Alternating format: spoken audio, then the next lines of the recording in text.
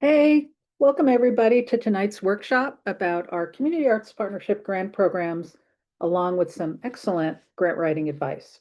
I'm Robin Schwartz. I'm the Program and Grant Director of the Community Arts Partnership of Tompkins County, also called CAP. I've been administering CAP's grants for over 30 years. I've also been writing grants on behalf of CAP, and I've also served on various statewide grant panels. I facilitated over 5 times 30, 150 grant panels for CAP. So that's where my particular experience comes from. So about this workshop, I had our grants in mind when writing this grant writing advice in this presentation, but most of the advice will transfer to any proposal writing. Our next Community Arts Partnership grant cycles are for funding for 2026, with deadlines in February of 2026. If you have projects that are happening from January on, the funding can be retroactive back to January 1st. If you're watching this in late 2025, I'm running grant writing workshops. This same workshop, just live in various places in Tompkins County and also on Zoom a few times from November to early February. The dates and live locations will be on our grants page at artspartner.org, hopefully by the end of October. That address and website and my email will be in this presentation. It's basically artspartner.org, artspartner.org. This recording and the slide presentation I'm going to call you will be available on our grants page. So our grants are for Tompkins County artists and organizations. If you're from another New York State county, just email me and I'll tell you what county you are in, and tell me what county you're in, and I'll hopefully let you know what's available in your county. So now I'm going to share our presentation. Here we go. So just a little bit about CAP. The Community Arts Partnership has been around for over 30 years, and our primary functions are securing and administering grants for Tompkins County artists and not-for-profits. And we provide programming and events that bring artists and audiences together. You're probably on our mailing list. If you're not, please go to artspartner.org and join it. We have a newsletter and we have a lot of events like the Art Trail, the Artist Market, Capapalooza Fine Arts Sales, Spring Rights Literary Festival, professional development workshops, networking, and more. So this grant workshop, it's 3 parts. Part 1, I'm going to go over very quickly, just some general information about grants and some resources. Part 2, I'll tell you about our CAP grants. And part 3 is where I'm going to spend the majority of my time. It's the grant writing advice part. My goal in this presentation is to give you a brief overview of our grant programs, part 2, so you get a sense of what they are. And then if you're interested, you can read the full guidelines. Note that I'm always available by email for questions and advice. So after I tell you all my grant writing advice here, this presentation concludes with an example of a poorly written application, and it says why, and then the same request written really well. And I think that part is very, very valuable. So you'll need to find the PDF on our website to read them. In a nutshell, I hope that this presentation helps your grant request rise to the top of the pile. You'll learn how we make decisions and what to do and what not to do when writing a grant. So part 1, grant definition. What's a grant anyway? Grants are basically awarded to support particular activities. In our case, community projects. Non-repayable, it's not a loan. And the awarding bodies could be, there's government grants, there's foundation grants, there's private business grants, not-for-profit grants. They could come from a variety of sources. Generally, there's some application process that is competitive. And then I just wrote a note that fellowships, the word fellowship generally refers to funds with no attached project. It's not always the case, but generally when you hear a fellowship is being offered, there isn't a project attached. So all grants are different. I mean, the 4 grants we administer, for example, are very different and have different requirements. Each is going to have its own funder goals and mission. What's this grant for? What can be funded? Who is eligible to apply? The format, the length, the level of difficulty. Sometimes there's some grants that take me like 8 days. Ours isn't that difficult, but the application format these days is generally an online platform. Um, Timeline for the funded project. Oh, availability for applicants to ask questions. I am available for questions and brainstorming. Not all grant making agencies have someone who can answer questions. Timeline, there's usually an end date where the project needs to be completed. Our next grant cycle is for the calendar year 2026, but we are often flexible about some things taking longer.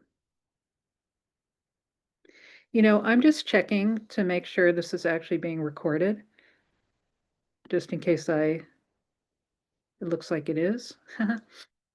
Um, The next thing is there's some resources on our website, and I'm just going to show you that they are there. New York State Council on the Arts is generally for not-for-profit organizations. They also award grants directly to large organizations, and many requests that we've funded through our grants have graduated to direct NYSCA funding, which is a lot more money, but there are criteria that have to be met. NYFA, New York Foundation for the Arts, an amazing resource for individual artists. Candid is a great place to learn about grants, and there's tourism grants. There's a Tompkins Festival program. Not many people know about it, but it's the downtown Ithaca will lend some of their equipment for if you have an event. So that's a really cool thing to know about. And then we also have some other links on our website. And right now, I just want you to know that they are there. Here's a screenshot of NYFA, New York Foundation for the Arts. Check this out if you're an individual artist. They have portfolio reviews, they can give you advice, they have professional development, online learning, they have grants. It's a great resource. You should get on their newsletter. So preparing for grant writing. Um, this is not a totally inclusive list. I mean, I've been asked for so much more sometimes when writing a grant. You may be asked for an artist statement, a bio, a resume, or the organization's mission. Any of these things I'm talking about, like you might be thinking, what is an artist statement? Everything is available via Google. Just Google it. What is an artist statement? Samples of artist statements, AI artist statements. Everything you need is there. You'll be asked to provide a brief summary of the proposal, a detailed description, who, what, where, why, when. Maybe details of prior activities and outcomes. Who is participating? Who are the artists? What are their qualifications? Impact. Why do you need funding for this and why should we fund you? What are your expected goal outcomes? The budget. It's best to totally know what your budget needs are before you write the narrative part of a grant because you are explaining in a grant narrative what you need money for. So you should know that first. The timeline, straightforward outline of activities, who's going to be in the audience, how are you going to get the word out, and maybe a letter of support. Work samples may or may not be required depending on the grant. One of our grants, the Artist and Community Grant, asks for work samples. So that was it. That was just a little overview of grants in general. Now we're going to talk about our grants. And again, this is just a brief overview. Here's our CAP grant timelines. The applications and guidelines are going to be posted hopefully late October, at least by November 1st. Then there's publicity, outreach, workshops, draft reviews, November to February. The deadlines are going to be in February. Each grant has a separate decision-making panel who will meet in February. I send them all the information at least a few weeks ahead of time. They're going to meet in early March. Funding decisions are going to be made mid-March, notification out late March. Then there's contracts and forms to sign. And a final report will be due at the end of 2026. Now, because these are 2026 grants and the deadline is until February, we will retroactively award if your project starts after January 1st. On our website, you will see a page, grants, and you will see 3 tabs, all arts grants. That's the one we're going to look at. Recent award list, that's good to see who has gotten these awards in the past, and some grantee features. So here's the recent award list page. There are over, I think, 50, over 100 grantees each year. And this is just a screenshot of the top of that page so you can see who has received the grants in the past and for what. So this, what I'm showing you now, these next number of slides, they're actually at the top of our grants page. So what you're looking at is on our website. The first three, the Grants for Arts programs, the Artist and Community Grant, and the Arts Education Grant, are all programs of New York State Council on the Arts and are available in most New York State counties. SOS is a CAP grant that we raise money for, and we get some funding from a private foundation and also from the community foundation. By the way, for the NISCA grants, we have at least 200,000 for all three.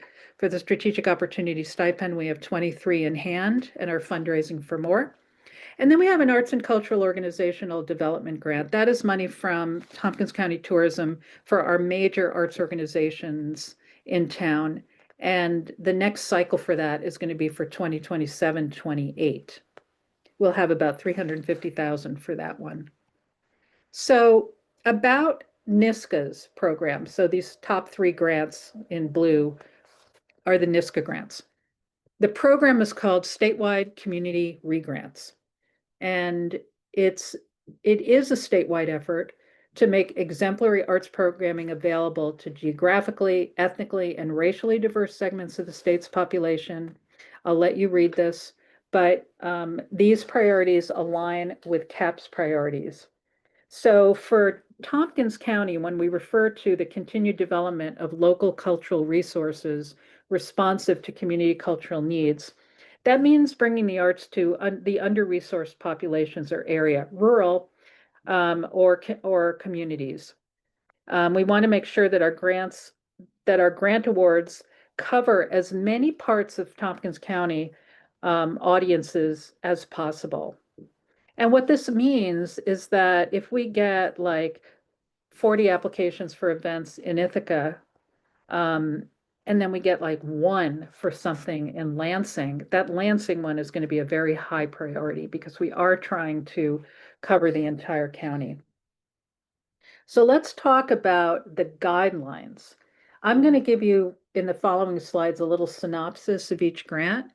But I want you to know that each CAP grant has in-depth guidelines and instructions, which are going to be on the grant page. For example, this is from the second page of the Grants for Arts programs, which I'll tell you about. And I want to show you that in those 10-page guidelines, there's everything you need to know about the grant, who can apply, what can we fund, what can't we fund, grant amount, how decisions are made. It's all there. So even though I'm giving you a brief overview, you have to read the guidelines if you'd like to apply. So new in 2026, we have an application platform for the first time. In the past, I'm like, send me a Word doc. And now we're going to have our grants on Common Grant application. And a video with instructions for filling out these applications will be available. And grants that have a required budget form will have a sample budget in the guidelines. The budget is going to be a separate Excel form that you have to upload into this Common Grant application format. But I just want you to know that each of the guidelines has a sample budget so you can see how it gets filled out.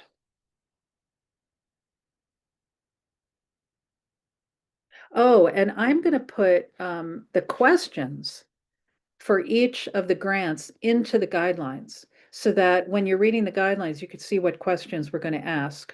You can actually, I'm also going to put the character limits. So you can actually fill out the questions without going into Common Grant until you're ready. And then you can cut and paste everything into the Common Grant platform if you like. And some of you may want to send me a draft. And I can't see your Common Grant applications as you're working on it. But anytime when you're filling things in on that Common Grant platform, you can click create a PDF and you could send me the PDF if you want to do a draft review. or you could work on the questions in just a separate platform. So what type of art is funded? Because there's a lot of different kinds of art. For these grants, for art grants, funded projects must have at their core an activity that is fundamentally arts related and in line with art forms funded by NISCA. Visual art exhibitions, public art, performances of theater, music, dance, poetry, fiction, creative nonfiction readings, art film screenings, and the like, as opposed to an activity the outcome of which is primarily rehabilitative, spiritual, or religious, educational, therapeutic, or recreational. Now, art is, of course, therapeutic and recreational and educational, but it's got to be a core arts project. Here's an example. Let's say an art therapist wants to do a workshop lecture about using art to help people with anxiety and depression. That's cool, but that's not our grant. That is primarily neuroscience or therapy, um, not at its core art. There was an arts education grant once that was for kids to learn about sound waves, and then they created simple instruments using boxes and string. But they weren't using learning music. It was at its core a science project. So that's the kind of distinction that I'm talking about. So here's our five grants, or four grants. The ACOD grant, the Arts and Cultural Organizational Development one, I'm not going to talk about here, but there's some information on our website. The grants for arts programs is the simplest one to describe. It is for public arts events in Tompkins County. The applicant has to be a not-for-profit. However, individuals or smaller groups can find a not-for-profit fiscal sponsor. Also municipalities. I love that picture. That's Lily Pad Puppet Theater. And again, this is on our website, but it's not the full guidelines. You'll see that this grant was awarded to libraries, arts organizations, towns, villages, community centers. It's for professional quality arts events with local artists. There's some exceptions to the local artist thing. Open to, accessible to, and actively promoted to the general public of Tompkins County. And then there's priorities, which I'll talk about. By the way, the maximum request and award for a GAP grant is 5,000. And that's true for the other NISCA grants. The maximum request and award from one entity for all three NISCA grants is 7,000. This is new this year. So for example, if like let's say Greater Ithaca Activity Center applies for their senior art program, that's a GAP grant. Their Black History Month performers, that's a GAP grant. And they do an arts education project as well with the arts education grant. They can get up to $7,000 for all three of them. The next, oh, this is a FYI. There are many organizations that are listed here that apply directly to New York State Council on the Arts. They cannot also apply for the grants that I'm talking about, the SCR grants. They also cannot act as a fiscal sponsor for your GAP grant if you're not a not-for-profit. However, they can be used as venues, but they cannot be applicants, and they're listed in the guidelines. So then there's the Artist and Community Grant. That's for Tompkins County artists who wish to share their work in an immersive way with a local community of their choosing. This could be a closed group, and individuals can apply directly. Then there's the Arts Education Grant. This is for artist residencies in K-12 public schools, K-12 after-school programs, or closed student groups, K-12, at community organizations. The reason we say closed is because the artist has to teach an art form and the students have to create something of their own. And the artist has to meet with the exact same group of students at least 3 times. This is not for something in an art class. This is something to be integrated into the regular curriculum. And there's more about that one. Then there's our strategic opportunity grant. And this one is really cool because the other grants are for Tompkins County community projects. SOS is for an individual to take advantage of a career opportunity anywhere in the world. Invite to present or teach or attend a conference, but also to buy necessarily supplies or equipment, do a mentorship.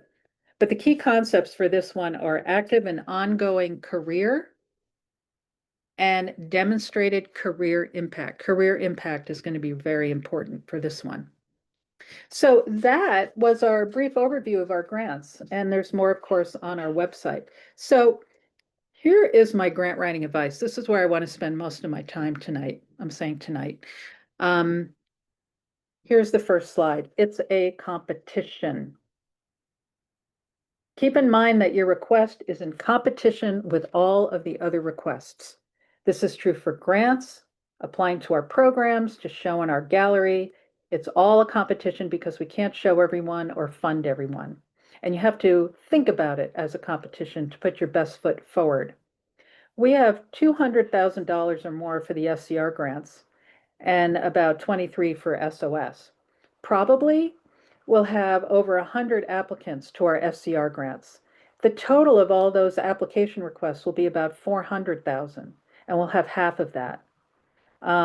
We will fund more than half of the applicants, though, because we may not always be able to fund in full. So if you don't read the guidelines, if you don't take the time to answer the questions that were asked in the application, you're going to drop down and others will rise up above you. So putting your best foot forward is crucial. So this is a myth. This isn't true for the reasons I just said. There are frequently more good requests submitted than we can fund. You know, many times I write emails to people telling them that they didn't get a grant, and I have to say there wasn't really anything wrong with your request. You just weren't as high in the ratings as other requests. By the way, I'm going to talk about what those ratings are. So how does the panel make decisions? It's very helpful to know this as you write your grant. Each of our grants has a separate decision-making panel of about 8 people. Panelists receive the request to read and study a few weeks before they meet. They receive an orientation from me about the grant. We meet on Zoom and discuss each request. I facilitate, but I can't advocate on behalf of the applicants. Panelists fill out a rating sheet, which I'm going to show you, based on the criteria outlined in each grant's guidelines, which I'm going to show you. Staff compiles the ratings and makes funding recommendations based on the ratings, each request's budget, and the amount of funds we have available. That's how decisions are made. So this is a sample criteria for the GAP grant. There's actually 2 pages here. So panelists are giving a rating sheet, and they rate each of the requests that we receive using the criteria below. Ratings are 1 to 5. 1 is the lowest and 5 is the highest. And I'm not going to necessarily read these to you, but I'm just showing you that there is criteria in each of the grant guidelines that you should look at, because that is exactly how we're making those decisions. This one, community benefit, community interest and promotion, artistic merit, guidelines and application, clarity, completeness, feasibility, applicant history with regard to final reports and the acknowledgement language that we provide, and prior success. So the panel, oh, and I just wanted to show you the artist and community grant criteria is a little different. So each grant has different criteria. Like this one has strength of the applicant's artwork, depth of the artist's interactions with the Tompkins County community. So each grant has different criteria. And then the panel has a rating sheet, which they don't fill out at the panel meeting. They fill it out after we're done and have a couple days to get it to me. And each criteria has a column. The criteria are listed like the ones like community served, or the ones we just went through. There's a column here. And they score, and the scoring is very specific, so it's not really subjective. Like a 5 means exceptional, outstanding, exceptionally strong model with essentially no weaknesses, all the way down to 0, not scorable, or too many major weaknesses. And then there's a definition of what a minor weakness is, what is a moderate weakness, what is a major weakness. So I get all this criteria and then I add them all up and make a list from the highest to the lowest.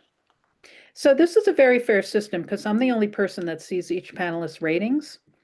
Before we did a rating sheet, panelists made award decisions as a group in the meeting, and those who didn't have strong opinions were often railroaded by the more opinionated panelists. So now this is done privately. So the people lower down in the rating may not get funded, and your request may have fit the criteria. There were just others with a higher rating. And the amount awarded, as I said, may not be the full amount requested because we make an effort to fund as many worthy requests as possible. But at the same time, we don't want to give people much less than they asked for, so they can't do the project. So, how do you get your request to the top of the rating sheet? Grant writing preparation. Read the guidelines carefully, then read them again. It is immediately apparent to me when people fill out an application without reading the guidelines, and it's actually wasting your time. The guidelines give you the context through which you will craft your request. It's tempting to skip them and just start filling it out, but please don't. Consider your time and resources. Can you do the funded project? This is usually something that happens with individuals where they may conceive of an awesome like community project, and the easy part for them is writing it all down and they get funded, and then it doesn't happen because didn't quite think about how much time it would actually take. So just consider that. Take careful note of the funding criteria. And that's what we just went over. And it's a good idea if your narrative addresses the criteria. Like if you're providing successful access to under-resourced or diverse communities, which is one of the criteria, definitely talk about that. There was a musical group years ago that was not getting funded because what they were doing was already incredibly plentiful in Ithaca, and their audience was what I would call the usual suspects. They were rating low. And I asked them if they could apply for concerts in maybe a few different rural locations.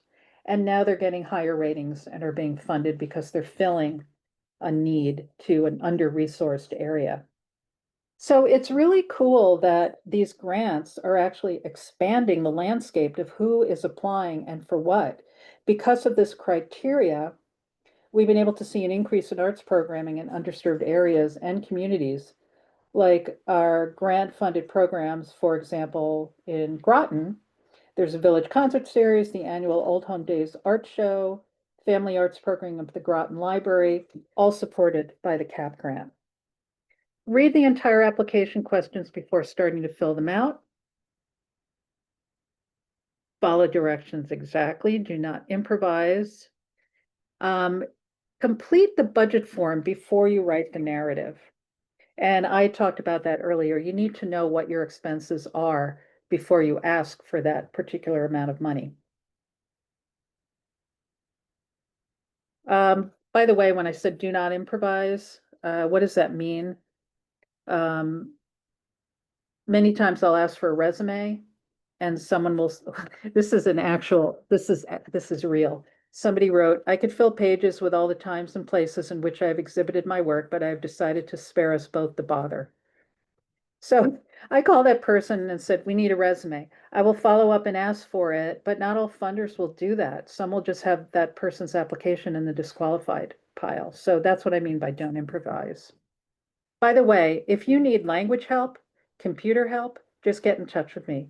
We can find a language aid. I could sit next to you or Zoom and help you fill out the application. Just ask, but not the day before the deadline. Leave yourself plenty of time. If the deadline is February 4th, put it in your calendar for January 29th. Emergencies happen, which is why you need to leave yourself plenty of time. I get at least 3 emails a year on deadline days, and there's, their family is sick, they are sick, their furnace was on fire, but I have to have an even playing field because if I give one person an extension because they asked me, I would have to e-blast my entire mailing list that everyone has an extension because I guarantee that there are other people who missed the deadline who had an emergency but didn't contact me. So one exception, of course, is electricity and internet down in a wide area. Otherwise, the deadline is the deadline. Keep your narrative clear and factual. So this is probably the most, if I could just pull out 3 points for this presentation, it would be it's a competition and keep your narrative clear and factual and don't exaggerate. I know there are people who think they might have to use fancy language to apply for a grant. You do not. You do not have to be a great writer. You do have to write clearly or have someone help you write clearly who, what, where, why, when. And if you use AI, which can be very helpful to organize your thoughts and writing, you still have to edit it and make sure it's clear and factual and makes sense. So although the grant panels read all the requests before they meet as a group, they may only discuss each request at that panel meeting for 4 minutes. You do not want them to spend those 4 minutes trying to understand or unravel what you're asking for. When the applications are ranked against each other, the difficulty they may have had understanding your proposal may affect your rating. So do not use vague or academic terminology. We will not understand it. I will not understand it. Like I got one last year in draft form, fortunately, so I was able to help. It started like this. Based on the philosophical presupposition and tacit assumption that aesthetic experience is a universal human experience, our aim is to produce no.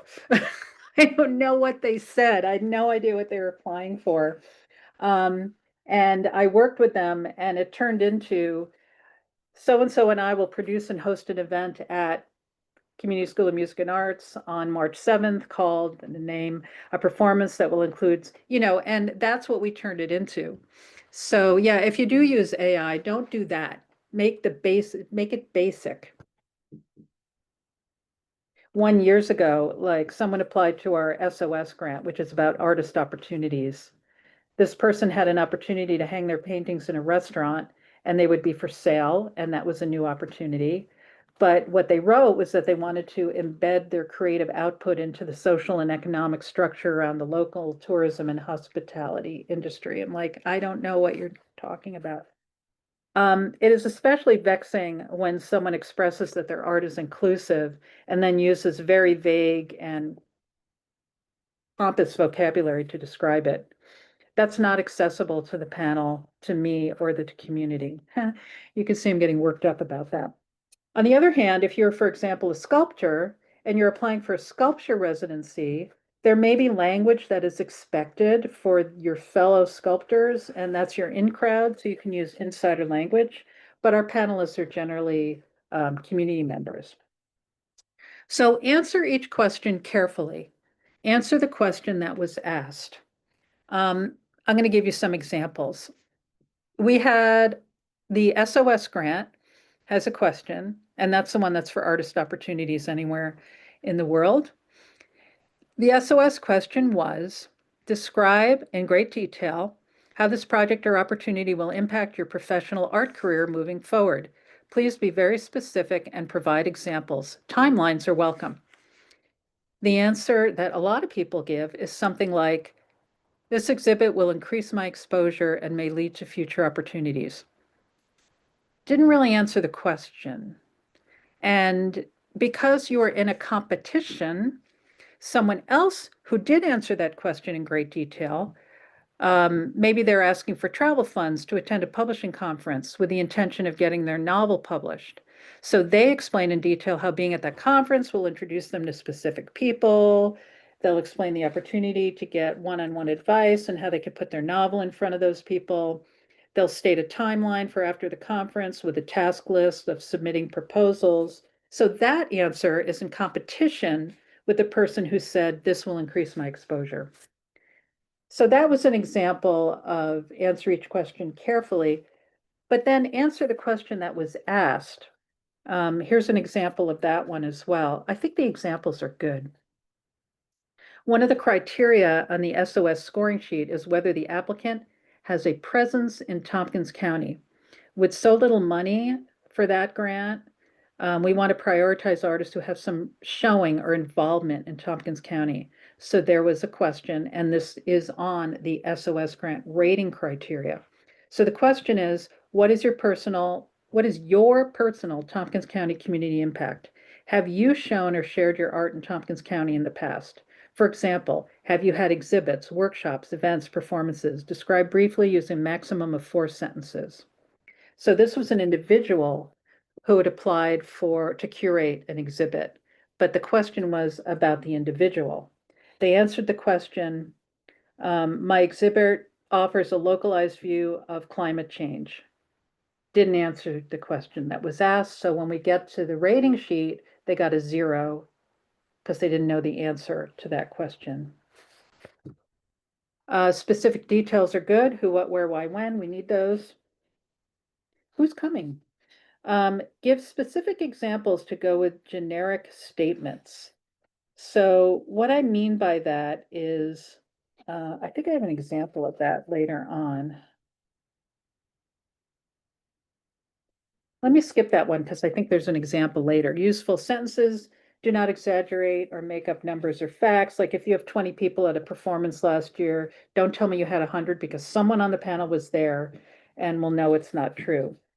If your project expenses are 1,000 and you make up additional expenses because the maximum request is 5,000, this happens all the time, it will work against you. It will look padded or made up and you're in competition with people who are just asking for what they need. For example, there was a $5,000 application for a concert at a local venue.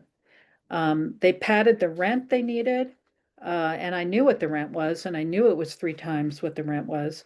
Told us they gave us expenses for renting equipment that I knew the venue had for free as part of their rent.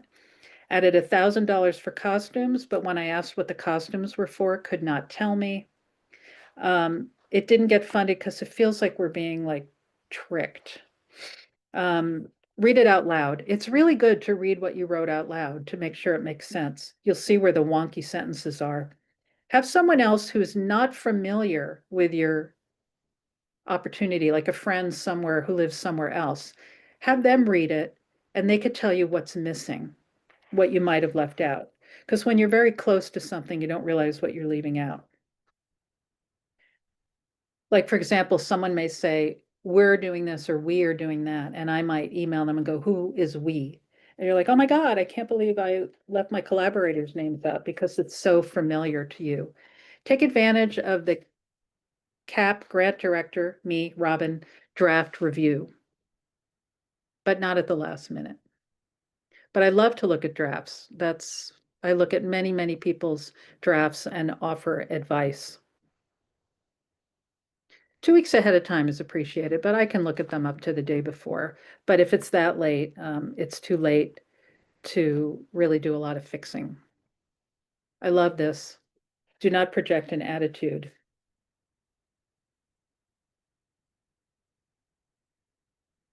The grant panel. Understand that the CAP panel may be reading over 60 requests. Help them by prioritizing clarity. I was on a NISCA panel and I read 90 requests from arts councils around the state. Oh, here's that generic language thing. And the ones with just generic language all kind of ran together and I could not separate them in my head. And by generic, I mean statements that everyone is using, such as, we're committed to providing an equitable environment for community members to enjoy our programs. Great. But also include how you're doing that because the panel will remember the examples. We will do that by having our concerts at the local high school, which is a very accessible location that the wider community is comfortable going to. There's also a huge parking lot. It's on the main bus route. We'll remember that. Don't assume that the panel will know you or specific terminology about your artistic form. As I mentioned before, you would use different language for a sculpture residency where the decision makers are fellow sculptors, as opposed to a grant panel made up of community members who are not artists. Like for our SOS grant, a writer might need travel costs to a prestigious conference. Every writer knows about this conference, but we may not know about it.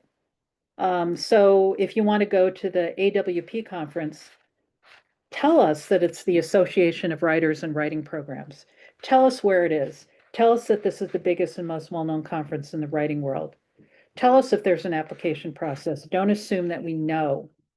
I used to do this grant in Cortland County decades ago, and I don't remember the name. I'm just going to say Carl Jones. I don't remember. Apparently, there was an author that wrote wrote novels and lived in Cortland County centuries ago, and all the school kids read these books. Anyway, the grant was for a Carl Jones Day activities, readings, lectures, all sorts of stuff in different locations. Guess what my question was? Who's Carl Jones? They're so close to it that they didn't realize that someone in another county may not know. Now, here's something interesting. Connect to panelist hearts. Sometimes people write clearly and very informative, but end up kind of boring requests. It's good. The questions were answered, but you want panelists. Panelists are human and they're going to respond to something that grabs their interest. When a panelist says, "Oh, I want to go to that," or "Wow, how exciting," that's a great reaction. Um, Here's an example. This was based on a real draft review, but the details and names are fictionalized. So I got a gap grant draft that said, we will present a collaborative dance and music performance on the Commons on May 12th. The dancers will be Jane Jordan and Emily Yamepe, and the performance will be accompanied by local musicians Robert Green and Anna Fernandez. Additional musicians will perform acoustic repertory. We draw on themes inspired by community members. And that's what I asked for, plain, clear language. But do you want to go to that? When the two people who wrote this came to my office and spoke to me in person, they were really excited, enthusiastic, and I suggested that they put that excitement into the narrative. So it became, we are really excited about our upcoming performance on the Ithaca Commons on Saturday, May 12th from 2 to 4. Emily and I have been dancing and choreographing together for 5 years. We've been working hard and are ready to perform what we feel is a truly innovative and compelling body of work. We have different styles. Emily is grounded and trained in ballet, and I'm strictly modern. But when the two of us began to work together, ideas flowed, and the resulting work, we believe, is groundbreaking and exciting. Each piece we perform tells a story through dance and movement about people who have inspired us.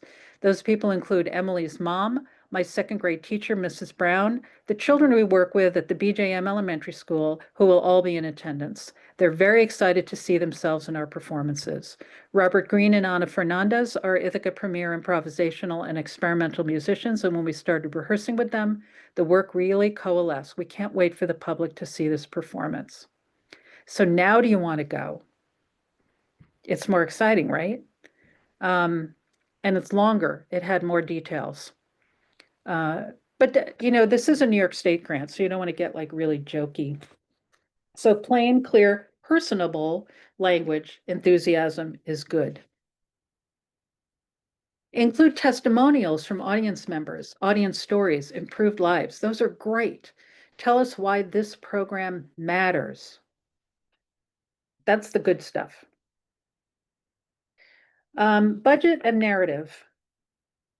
While the application narratives are now on a grant making platform, the budgets are on a separate Excel sheet or Google sheet that you can download and then upload. And as I said before, the guidelines all have sample budgets so you can see how to fill it out. So the panel will read the narrative first. Then, when they go to look at your budget, they should already know what's going to be on it because they read it in the narrative. You don't want them to have questions like, wait, why are there costs for costumes? Wait, why do they need what's the video for? You should have already mentioned that. This little cartoon says it's a wonderful written proposal, concise, well thought out, and even interesting, but you never actually got around to asking for anything. Make sure you mention what you need the grant funds for. Your written narrative and your budget provide the same information in two different ways. Each needs to tell the same story. A cost included in the budget should be mentioned and explained in the narrative, and vice versa. Like narrative, like we will be recording the concerts using filmmaker Taylor Quinn and then posting them on social media and our website. That cost should be in the budget. And when they see it in the budget, they might look back at the narrative to see what it's for. Common mistakes. It's obvious that the applicant didn't read the guidelines. Like I'll get an application and it's for a fundraiser and I'm like, oh, they didn't read the guidelines. We don't fund fundraisers. Lack of clarity. After reading the narrative, the panelists are confused and don't understand the request. Unanswered questions, irrelevant writing, um, budget expenses are a mystery and don't make sense. Budget expenses are made up or exaggerated. So now we come to the last part. And I'm not going to read every word on this. And as I said, I really would love you to read this part, and I will be uploading the PDF to our grants page at artspartner.org. The GAP grant, this is a sample question. We ask for detailed project information, and I ask very specific questions. I don't generally say, tell us about your project. I'm going into a lot of detail about what we're looking for. There's also the next question of community interest. Who are you expecting? Who is coming? Does it reach underserved areas or populations? I'm also telling you the character limits so that if you write this not on Common Grant application platform, then you can see how many limits. It is character limits with spaces. So you have to be careful about that and make sure you know that because you don't want to cut and paste something into Common Grant and then find out it's too long. So here is the not so great answer. It's basically one page. We've been doing chamber music. We're proud to publicize our concerts. Not enough information at all. And then I have a slide that says, why was that not so great? And you'll see there's so many questions. Who is we? How many concerts are there? Where are the concerts? When are the concerts? Are they scheduled? What's the content? Is there admission fee? So there's so many questions. And these are questions that the panel will ask. By the way, I do follow up with people. You can't rewrite your application, but I can collect information and then present it to the panel at the panel meeting.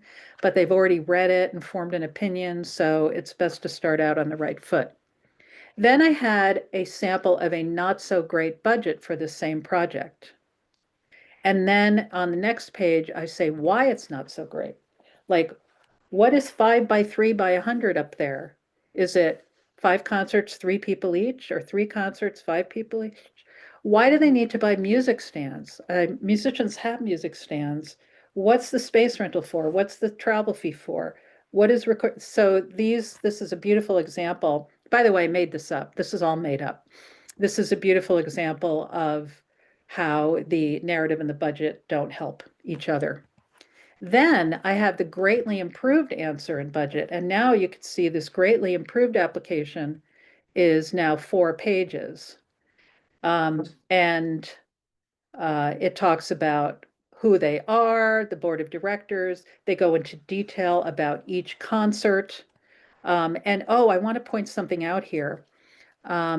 They say, and again, I like made this up, but they say in the second paragraph here, we do not yet know the program for a third concert, although we are thinking of. That's okay. You know, a lot of times when people apply for something in February, they don't know the exact details of the event that will happen in December. That's okay. Tell us what you do know. Tell us what you hope to do. Tell if it's going to be on the weekend. Tell us the locations that you'd like to do it in. Tell us as much as possible. That's okay. They talk about advertising. They talk, honestly, attendance at these concerts in the past has not been wonderful. With the requested grant funds, along with these new ideas and innovations, we'd like to increase our audience size. That's great. It's okay to say we haven't done well. Here's what we want to do with the grant. And they go into more detail about how to get people to the concerts and a new initiative, more about what they want to do with the grant money. This is just a really good example of the kind of thing that we're looking for. And then they talk about paying musicians and what they've been able to do in the past. And then there's a budget, which is great. Hey, that's it. Thank you. So moving forward, a no is not necessarily a never. Ask for advice and feedback. I mean, it is going to be a never if what you are asking for doesn't fit the guidelines, but we could maybe think about other things that would fit the guidelines. Always send me a draft. Um, I know that a lot of information has just been thrown at you. I hope that this demystified the process rather than overwhelming you. So if you're interested in any of those grants, take a look at the guidelines, and I'm here to help. Email me. Thank you, everybody.